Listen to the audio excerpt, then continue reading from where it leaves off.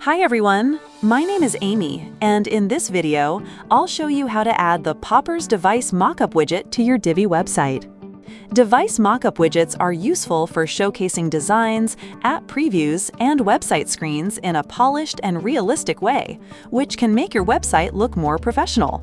So let's get started. First, go to your Popper dashboard. Then click on Websites. After that, click on Add New Website and enter your Divi website link. Once you've added the link, click on Add Website. Next, go to your WordPress dashboard. In the Plugins section, search for the Popper plugin, then install and activate it. After activation, click on Popper from the left sidebar. Then check your email and click on Save Account Email. Now go to your Popper dashboard. Once you're there, click on Widgets, and after that, click Create New Widget. Now search for Device Mockup in the widget library and open it. After that, choose a layout and the widget editor will open. On the right side, you'll see the preview, and on the left side, you'll see the settings panel. In the Content tab, you can select the device type.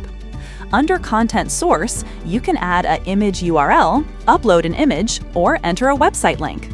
Next, go to the Templates tab, where you can change the template.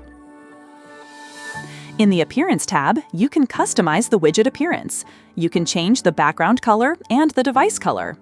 In the Interaction section, you can enable or disable options like 3D effect, auto scroll, and phone landscape view. Once you're happy with the customization, click Publish Widget. After that, copy the installation code and go to your Divi site editor. Now add a code block, paste the code inside it, and save your changes. Once your website is live, refresh the page and your widget will appear successfully. That's it for this video. I'll see you in the next one.